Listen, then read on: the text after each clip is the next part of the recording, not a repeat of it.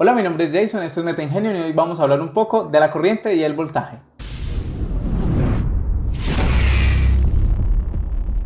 Si es primera vez que vienes a mi canal, que ves un video, te invito a que vayas aquí y te suscribas. Aquí, dale a clic.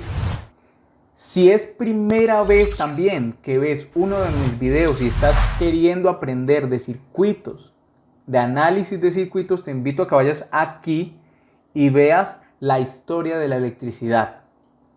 También, si no has descargado Multisim, este programa potente, este programa que es buenísimo para simular circuitos, te invito a que vayas aquí, lo descargues y veas el curso introductorio básico a Multisim. Hoy vamos a hablar de la corriente y el voltaje, de estos conceptos fundamentales para ti que estás aprendiendo ingeniería electrónica, para ti que estás aprendiendo ingeniería eléctrica. Estos conceptos deben quedar clarísimos en tu mente para que jamás en tu vida se te olviden, porque son estos conceptos los que te llevarán a ser el mejor en lo que haces. Por eso hoy te voy a mostrar un poco de cómo es la corriente, pero desde su principio básico, desde el átomo y su estructura. Voy a mostrarte la corriente después de haberte mostrado los átomos y su estructura. También te voy a hablar un poco del voltaje, también de las fuentes de alimentación, de los conductores aislantes, de los conductores y aislantes, de los semiconductores, que es un semiconductor, los instrumentos de medida como los amperímetros y los voltímetros, los batímetros y muchos otros instrumentos, y las aplicaciones básicas que vamos a encontrar dentro de estos conceptos básicos. Me interesa mucho que estos conceptos queden marcadísimos en tu mente para que nunca falle la conceptualización y tu proceso de aprendizaje en este campo de la electricidad. Vamos a arrancar. Los átomos y su estructura. Un átomo está formado por un núcleo y por unos electrones que giran alrededor de él, como ustedes lo están viendo allí. Ustedes están viendo un átomo de hidrógeno, que es el átomo más básico. Está compuesto por un núcleo y en el núcleo hay un protón, que es una carga positiva. Y alrededor de él está un electrón circulando en una órbita. Y este electrón es una carga negativa. Normalmente, los elementos están compuestos por átomos donde hay neutrones y protones en el núcleo, donde los protones tienen carga positiva y los neutrones no tienen carga. Sin embargo, tienen la misma masa. Un protón y un neutrón tienen la misma masa. Un electrón tiene masa mucho más pequeña que la del protón y el neutrón. Ahora lo vamos a ver. Este es un átomo del helio, un átomo muy básico con 2 electrones de valencia y ustedes lo pueden verificar en la tabla periódica, 2 electrones de valencia y el hidrógeno con 1 electrón de valencia. Las características atómicas son las siguientes. Los neutrones, como les había dicho, son ligeramente más pesados que los protones. Yo les dije que iguales, pero son ligeramente más pesados que los protones. Lo que sí es que la cantidad de átomos en los átomos neutros, en un átomo que es neutro, es decir, que netamente no tiene ni carga positiva ni negativa, sino que su carga es cero, la cantidad de electrones que están circulando acá en las órbitas son iguales a la cantidad de protones. La cantidad de protones y electrones son la misma, por lo tanto el átomo se dice que es neutro. La masa de un electrón es 9.11 por 10 a la menos 28 gramos. Y la masa del protón y neutrón es de 1.672 por 10 a la menos 24 gramos. Es mucho más grande que la del electrón. 1866 veces la del electrón.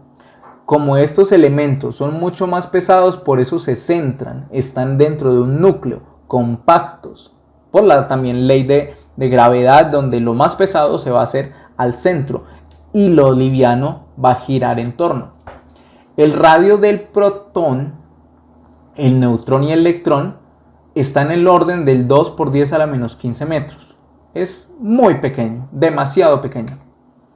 Otra de las características atómicas que podemos tener en cuenta en este elemento básico que es el hidrógeno, tiene lo siguiente: una órbita, un radio de órbita. Esta R que estamos viendo aquí, en este átomo del hidrógeno, una órbita de 5 por 10 a la menos 11 metros. Estos son 25.000 veces el radio del electrón.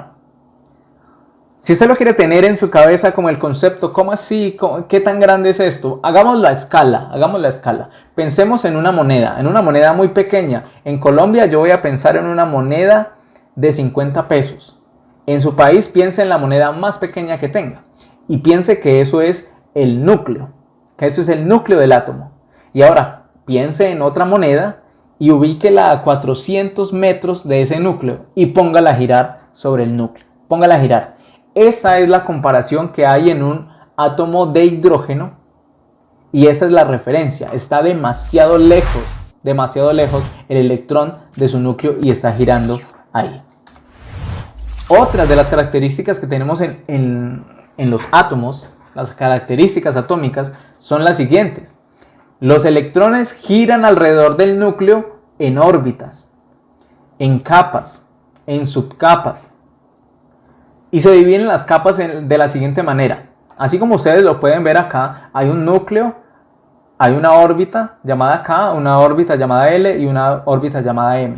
La primera capa donde se fijan los electrones se llama K y puede tener máximo 2 electrones. La segunda capa puede tener máximo 8 electrones. La tercera capa puede tener máximo 18 electrones. La cuarta capa puede tener hasta 32 electrones.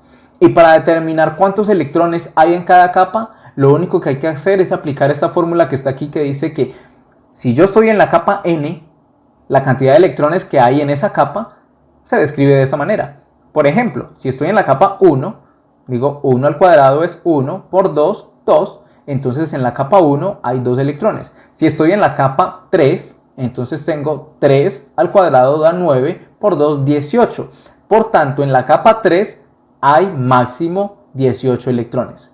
Las capas se denotan con números de la siguiente manera: número 1, número 2, número 3, pero lo más frecuente y lo que ustedes más encuentran en los libros es que se van a denotar con las letras K, L, M. También las capas están compuestas por subcapas. Las capas están compuestas por subcapas y se denotan de la siguiente manera. Hay una primera subcapa que puede tener máximo 2 electrones, una segunda subcapa que puede tener máximo 6 electrones, una tercera subcapa con 10 electrones y una última cuarta con 14 electrones. Si yo tengo mi núcleo y tengo las órbitas aquí circulando como le estoy mostrando con el apuntador, voy a tener una primera capa que va a tener máximo 2 electrones y por lo tanto va a tener una sola subcapa donde estarán los 2 electrones. Voy a tener una segunda capa llamada L, donde voy a tener máximo 8 electrones y estarán en 2 subcapas, la S que tiene 2 y la P que tiene 6. La tercera lo mismo, va a tener 18, la primera tiene 2, la segunda tiene 6 y la última tiene 10. En la subcapa número 4 voy a tener 2, 6 en la P, 10 en la D y 14 en la F. Ahora, con esto, ustedes dirán, ¿y esto para qué? ¿Yo para qué necesito? Si yo quiero estudiar electrónica y eléctrica, ¿por qué necesito saber sobre los electrones, sobre el átomo? Esto es muy importante porque el concepto de electricidad, de corriente, viene de aquí, viene de la estructura atómica. Por eso es necesario entender las fuerzas atómicas, las fuerzas de atracción entre las cargas. Hablamos de una carga positiva, que es un protón en el núcleo, y de una carga negativa, que es un electrón circulando en órbita a ese núcleo. Hay unas fuerzas de atracción entre las cargas y se pudo determinar mediante experimentación que las cargas distintas se atraen. Es decir, una carga positiva y una carga negativa tienen una fuerza de atracción, se van a atraer, pero Se pudo también determinar mediante experimentación que las cargas negativas, negativa con negativa se repele, positiva con positiva se repele. Es decir, las cargas iguales van a tener una fuerza de repulsión. Lo importante es saber cuánto es la fuerza. La fuerza se determina por una ley que se llama la ley de Coulomb, debida también al científico que se apellida de esa manera, Coulomb. Y la fuerza de atracción o repulsión está calculada como lo muestra ahí la ecuación. Va a ser igual a una constante K por la carga del elemento 1 o la carga 1 por la carga 2 dividido en la distancia al cuadrado entre ellas. R es la distancia y está al cuadrado. Entonces K es una constante que está 9 por 10 a la 9 newtons metro al cuadrado sobre Coulomb al cuadrado. Coulomb es una unidad de carga. Q1 y Q2 son cargas dadas en Coulomb. R es la distancia en metros entre las dos cargas. Si ustedes se ponen a analizar esto, si ponen Coulomb ahí en las Q, va a dar Coulomb al cuadrado. Si ustedes ponen ahí Coulomb y Coulomb, esto da Coulomb al cuadrado. Se cancelaría con este Coulomb de aquí. Y si ustedes ponen este radio al cuadrado que está en metros, entonces metros al cuadrado, quedaría metros al cuadrado, se cancela con este. Y al final entonces la fuerza me va a dar en newtons. La fuerza que yo tengo aquí es en newtons. ¿Listo? R es la distancia en metros entre las dos cargas. Que también podemos entender claramente desde esta perspectiva, analizando esta ecuación. Que a medida que dos cargas se alejan, la fuerza de atracción o repulsión entre ellas va a ser mucho menor. Porque vean que la distancia está abajo. Si yo tengo una distancia de 1 al cuadrado me da 1. Y esta fuerza, digamos que arriba tengo 5. Que en mi número sea 5. 5 dividido 1 pues me da 5. Pero si la distancia incrementa y yo tengo 2, entonces será 5 dividido 4. Es un número ya muy pequeño.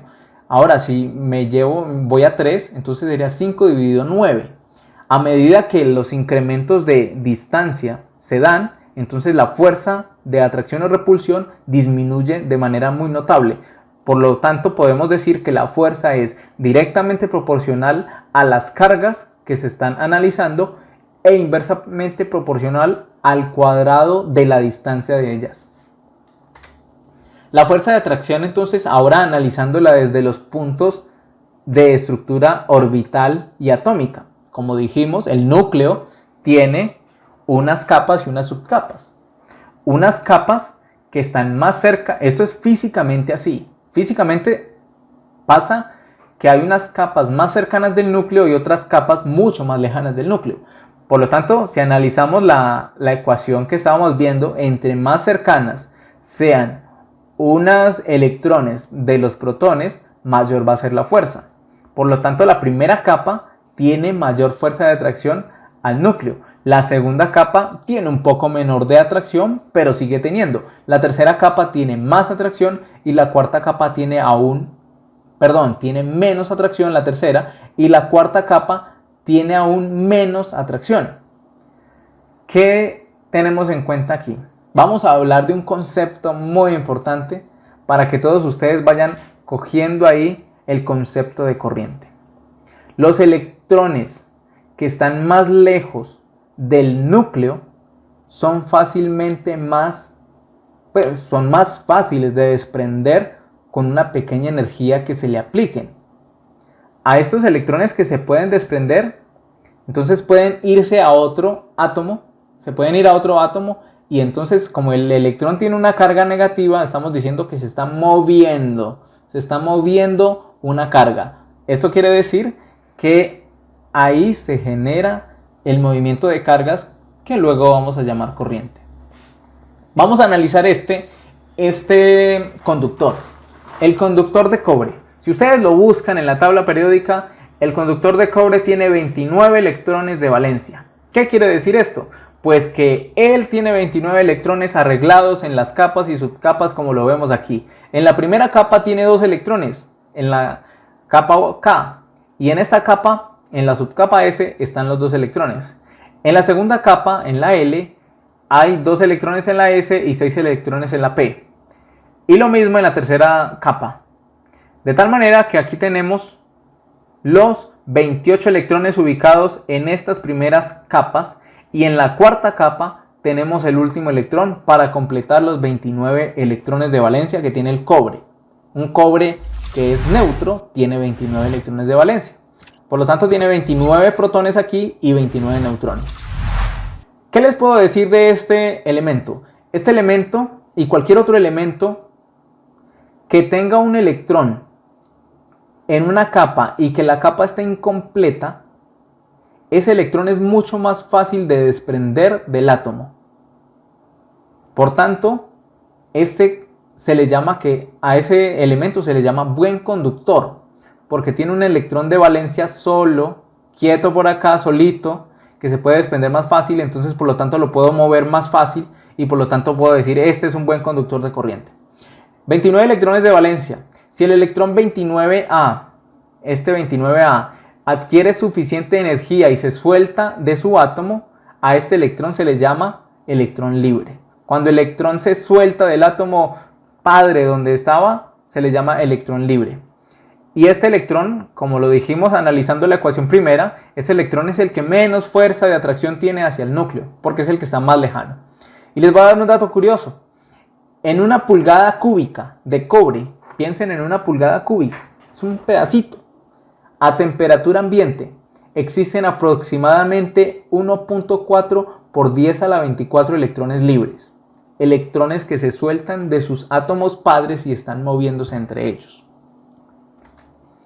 Otros materiales conductores son la plata, el oro, el aluminio y el tungsteno. Vean que la plata tiene 47 electrones de valencia. Ustedes lo pueden verificar todo esto en la tabla periódica. La plata tiene 47 electrones de valencia, el oro tiene 79 electrones de valencia, el aluminio tiene 13, el tungsteno tiene 74. Si ustedes son conscientes de lo que pasa cuando más electrones de valencia hay, lo que pasa es que los electrones se van a ubicar más lejos, los últimos electrones se van a ubicar mucho más lejos del núcleo. Por lo tanto, estos van a tener mucha más conductividad, van a ser mejores conductores. Aquí entre estos que he nombrado, el mejor conductor de ellos es el oro. El oro es el mejor conductor, tiene 79 electrones de valencia. El último electrón está muy lejos del núcleo y es mucho más fácil que ese se desprenda y se vuelva un electrón libre y viaje a otros electrones que estén con una disponibilidad de recibirlo. Pero ustedes dirán, ¿y por qué entonces no hacemos conductores de oro? Pues el problema es que el oro es muy caro. Entonces hay que buscar un equilibrio entre el valor del conductor y la capacidad que tiene para conducir. Por eso se buscan elementos como el cobre que tienen menos electrones de valencia, que tienen 29 y que no es tan caro como el oro. En algunas aplicaciones se utiliza oro para poder hacer la conducción mucho mejor y que haya menos calentamiento en los elementos. En los computadores portátiles, en sus laptops, ustedes pueden, si los van a abrir y van a ver conductores de oro. Porque en un laptop que está comprimido de manera está muy comprimido, en ese laptop se necesitan muy buenos conductores que viajen a mucha velocidad los electrones y que haya muy poco calentamiento. Y esto se logra con el oro, con los mejores conductores, con el oro, con el tungsteno. Y esos computadores tienen oro, pero en la mayoría de las aplicaciones eléctricas como este tipo de cableado, como cableado eléctrico de su casa, no se van a ver conductores de oro, porque se los van a robar, porque son muy costosos, porque nadie va a instalar oro. Tampoco se va a ver de tungsteno, porque también es muy costoso. Se va a ver de cobre y de aluminio. El cobre y el aluminio. El cobre es mucho mejor conductor que el aluminio y mucho más caro. Entonces, estos son los que más se mueven en el mercado, cobre y aluminio.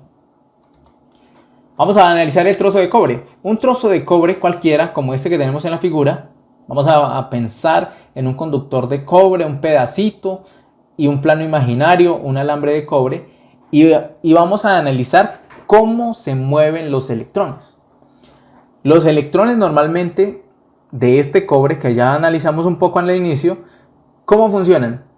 Tienen electrones de valencia, ese electrón número 29 toma energía del ambiente, la energía térmica, lo hace mover, lo hace soltar, toma la suficiente energía y se suelta de su átomo padre. Y al soltarse se mueve un poco hacia otro electrón que tal vez tenga un espacio vacío.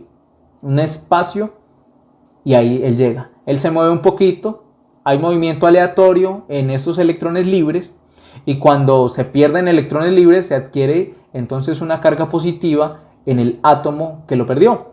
Y a este átomo que perdió un electrón se le llama ion positivo.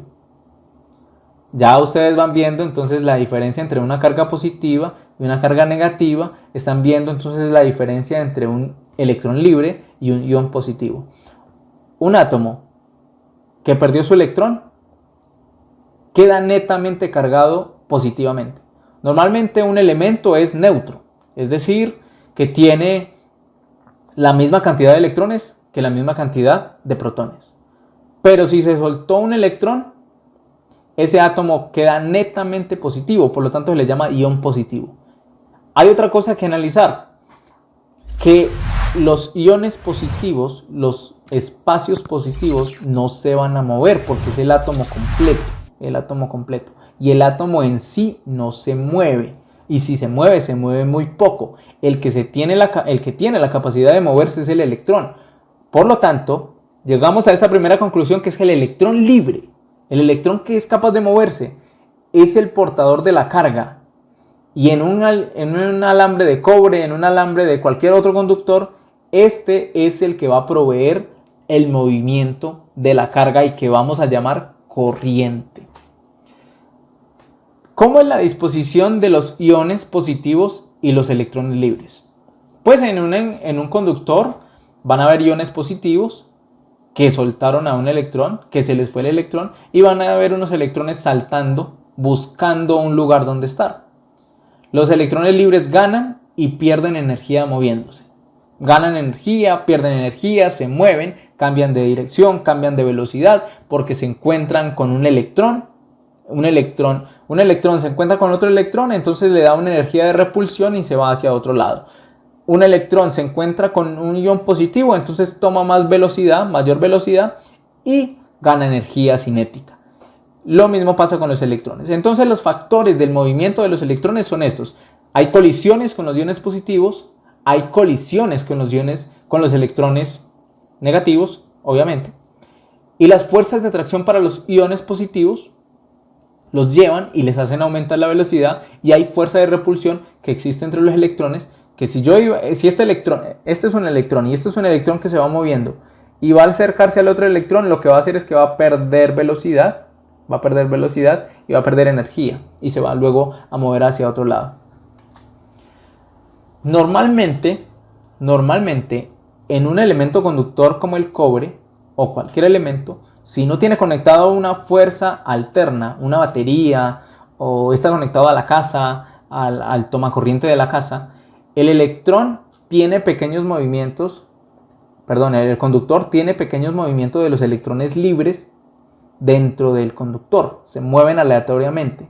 Pero a medida que uno se mueve hacia acá y otro se mueve hacia acá, en ciertos momentos unos se mueven hacia acá, otros se mueven hacia acá, y si yo hablo de la manera neta del conductor, puedo decir que en sí hay cero movimiento, que hay cero flujo. Por lo tanto, yo digo que en un cable que usted deja suelto por allí, si yo no lo conecto al celular, no lo conecto a nada, este conductor, yo lo tiro por allí, en él van a haber unos pequeños movimientos, pero yo digo que no hay corriente, que no hay flujo de electrones. En cierto momento, a la derecha y a la izquierda se mueven la misma cantidad de electrones libres y por lo tanto no hay corriente. Y llegamos a esta conclusión importantísima que ya se les había dicho. En ausencia de fuerzas externas aplicadas sobre el elemento conductor, el flujo neto de carga en un conductor hacia cualquier dirección es cero. No hay corriente. ¿Qué pasa cuando se aplica una fuerza externa a ese conductor? Pensemos entonces en esta batería. En esta batería pensemos en un conductor de cobre y pensemos en una bombilla que tiene un alambre aquí, un pequeño filamento muy delgado que tiene la capacidad de pasar corriente, y tiene la capacidad de calentarse mucho, tanto que se pone color rojo y se pone de color, mejor dicho, luz, y se calienta, transmite calor y transmite luz. ¿Qué es lo que pasa? Que aquí dentro de la batería, ustedes ya van entendiendo un poco qué es lo que hay. Hay un punto negativo y ustedes ya entienden que en ese punto negativo lo que hay es electrones libres. Esta batería es capaz, por una actividad química, de tener en un punto una cantidad enorme de electrones libres y tener en otro punto una cantidad enorme de iones positivos. Por lo tanto, los electrones van a viajar desde el punto negativo hasta el punto positivo. Y a medida que viajan por el alambre de cobre, van a pasar por el filamento, lo van a calentar por la actividad aquí mecánica que hay de movimiento y fricción que hay de los electrones pasando por ese filamento. Ese filamento se calienta y da luz, alumbra, ilumina y da calor. La energía aquí entonces se está gastando en forma lumínica y en forma calorífica. Y siguen circulando los electrones hasta el punto positivo. La batería sigue haciendo todo el proceso químico para volver a pasar los electrones y a tomarlos por el positivo.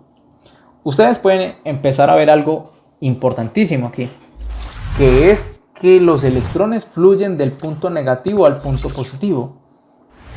Y si ustedes ya tenían noción de análisis de circuitos, ustedes dicen, este muchacho está loco, este señor está loco, como que desde el negativo al positivo circula la corriente, circulan los electrones.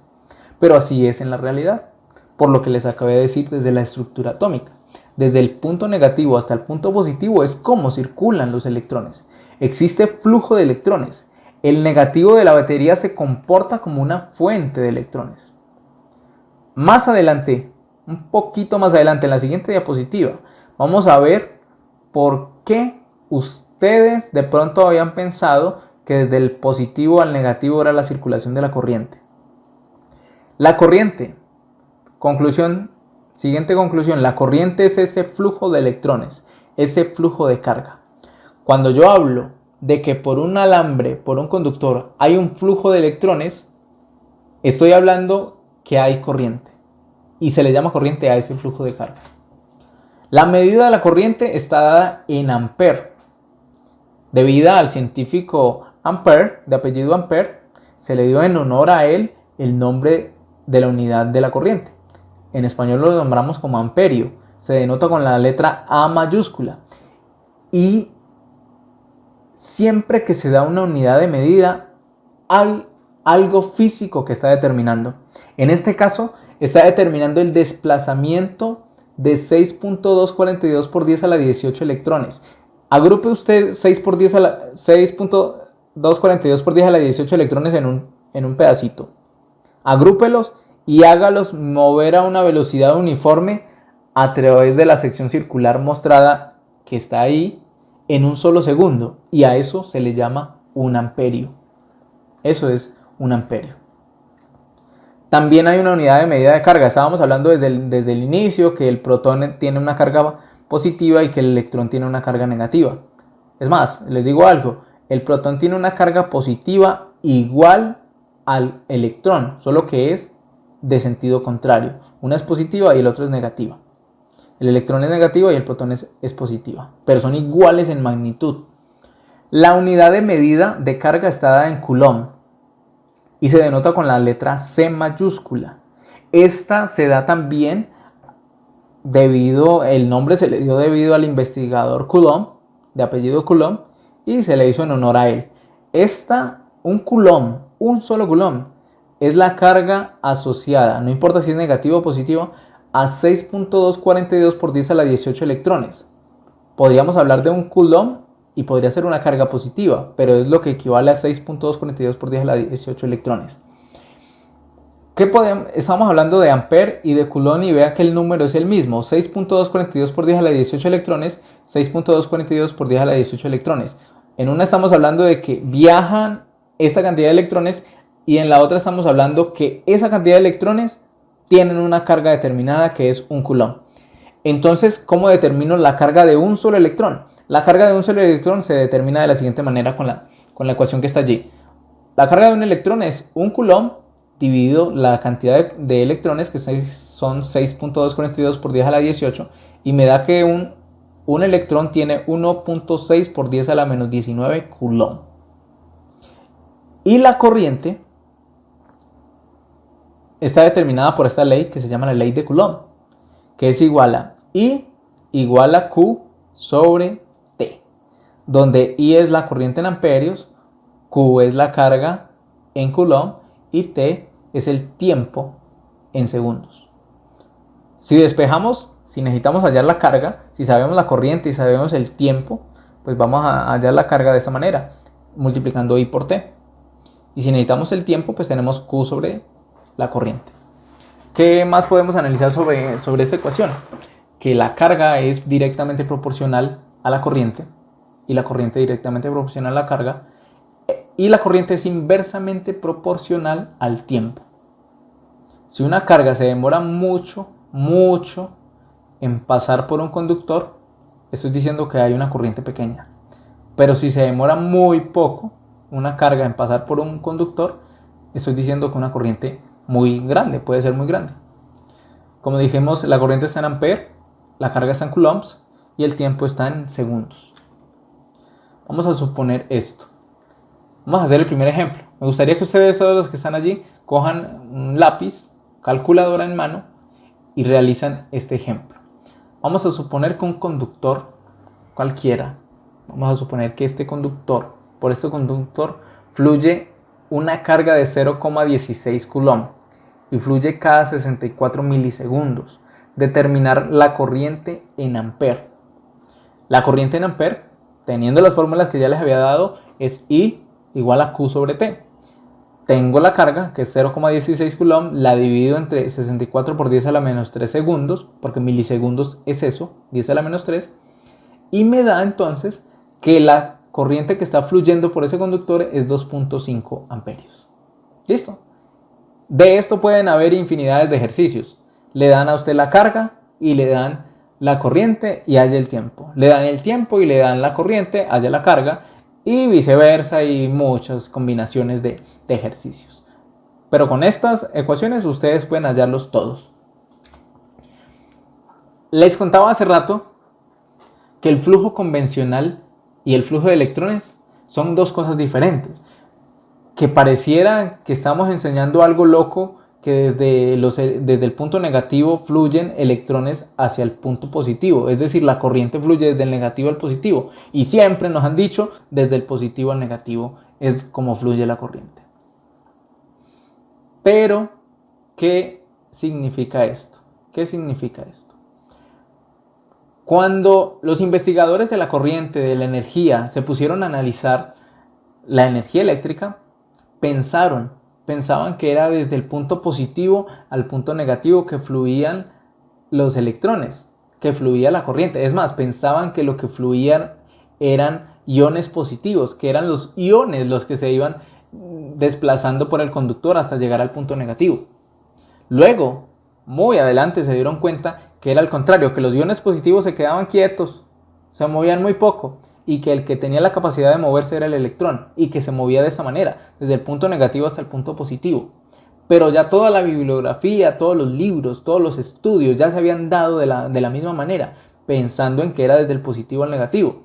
Y dijeron, pero ¿cómo vamos a cambiar todo el análisis volviéndolo a la realidad, sabiendo que ya lo tenemos que del positivo al negativo? Es más, el hecho de cambiarlo no nos involucra nada, porque si lo hacemos desde el positivo hasta el negativo, o del negativo al positivo, si vamos a hablar de magnitudes, es lo mismo.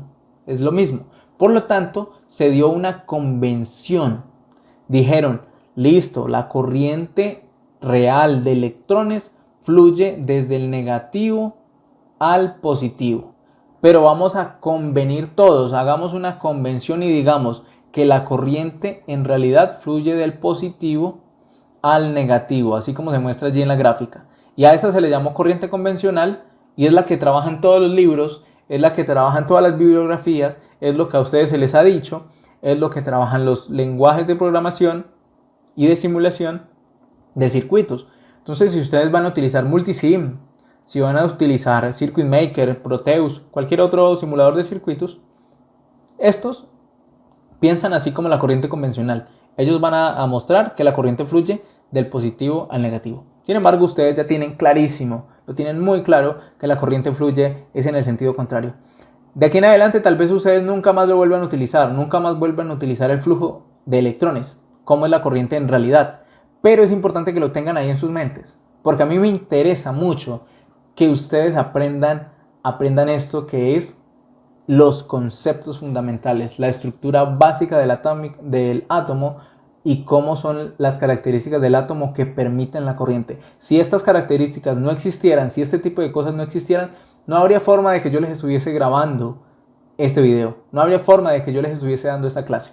Entonces ya sabemos que entonces hay una corriente convencional y una corriente de electrones, y que son las dos en sentido contrario. De ahora en adelante todo va a funcionar positivo, fluyendo hacia el negativo. Esa va a ser la corriente que siempre vamos a utilizar de ahora en adelante. Hay también unas consideraciones que tener en cuenta cuando estamos hablando de corriente, y son unas consideraciones de seguridad, porque con eso no se juega, con la corriente no se juega. Ustedes que estudian electricidad, ustedes que están empezando a estudiar electrónica, saben que con la corriente no se juega, que la corriente es peligrosa. ¿Por qué? Porque si por un conductor están fluyendo energía, están fluyendo electrones, y usted va y lo toca, usted puede hacer las veces de conductor, y entonces la corriente fluye por su cuerpo, y al fluir por su cuerpo va a generar cambios químicos y físicos que van a alterar su cuerpo y le van a generar riesgos. ¿Riesgo como cuáles? Como la muerte. Un flujo de corriente pequeño por el cuerpo puede producir graves daños a la persona, puede producir quemaduras.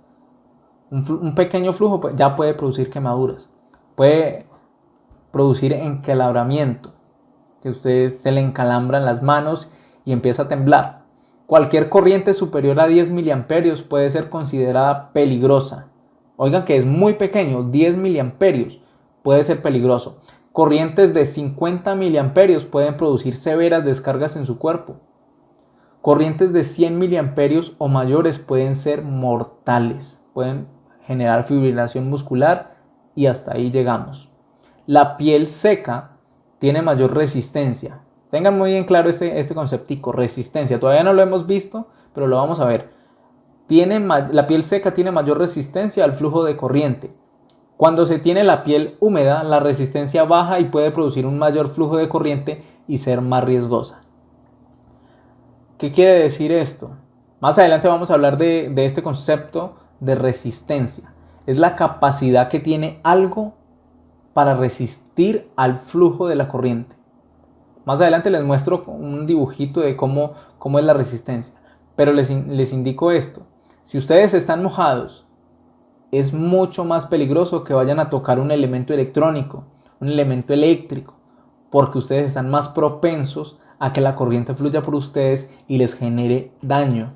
Por lo tanto, procuren, si están húmedos, mojados, no tocar nada electrónico, no tocar los switches. Por eso en sus casas ustedes tienen dispositivos GFCI, tomas GFCI, AFCI, que les protegen de este tipo de riesgos.